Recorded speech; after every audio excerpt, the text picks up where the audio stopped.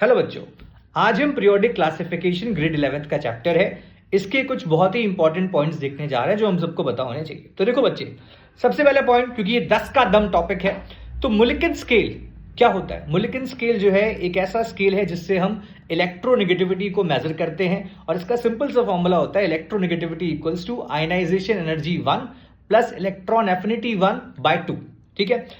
Polling scale, दूसरा पॉइंट, Pauling scale क्या होता है? ये भी एक तरीका होता है टू मेजर द इलेक्ट्रोनेगेटिविटी और इसका फॉर्मूला होता है मुलिकन स्केल अपॉन 2.8। तो हमें याद होना चाहिए। तीसरा पॉइंट कि एनोमलस बिहेवियर ऑक्सीजन और नाइट्रोजन का क्या होता है? तो होता है क्या बच्चे कि नाइट्रोजन एक नॉन मेटल है, ऑक्सीजन भी एक नॉन मेटल है, लेकिन नाइट्रोजन की जो आयनाइजेशन एनर्जी 1 है वो बहुत ज्यादा है। रीजन, एक तो नॉन मेटल, दूसरी बात ये हाफ फिल्ड है। ठीक है बच्चे। चौथा पॉइंट बच्चे, अगर आपसे कोई पूछे कि रेडियाई का ऑर्डर बताओ तो ध्यान रखना सब लोग, सबसे बड़ा होगा वैंडरवाल रेडियाई, देन आपका मेटालिक रेडियाई, देन आपका कोवेलेंट रेडियाई। शेयरिंग से क्या होता है? रेडियाई छोटा हो जाएगा। अच्छा, वैंडरवाल रेडियाई मिलता है किसमें है? तो मिलेगा आपको मेनली गैसेस में, नोबल गैसेस में।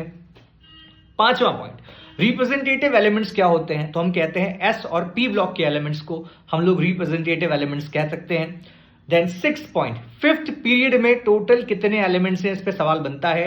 तो ध्यान रखना टोटल यहाँ पे 18 एलिमेंट्स होते हैं बच्चे, क्योंकि 18 इलेक्ट्रॉन्स हम भर सकते हैं फिफ्थ पीरियड के अंदर।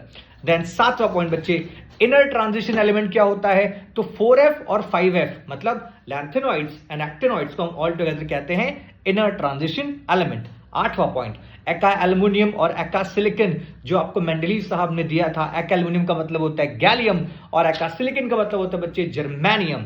9वां पॉइंट, Cl की इलेक्ट्रॉन गेन एंथैल्पी पूरे पीरियोडिक टेबल में सबसे ज्यादा नेगेटिव होती है, मतलब वो बड़े आसानी से इलेक्ट्रॉन को गेन कर सकता है, फ्लोरीन से भी ज्यादा। और 10वां पॉइंट बच्चे, नाइट्रोजन, बेरिलियम और नोबल गैसेस की electron gain enthalpy highly positive होगी, क्योंकि या तो वो हाफ फिल्ड है या एक्स्ट्रा स्टेबल है, तो वो इलेक्ट्रॉन को लेना नहीं चाहते। तो ये आज के 10 के दम में आपके लिए पहला टॉपिक, जरूर सुनना और पढ़ना बच्चे।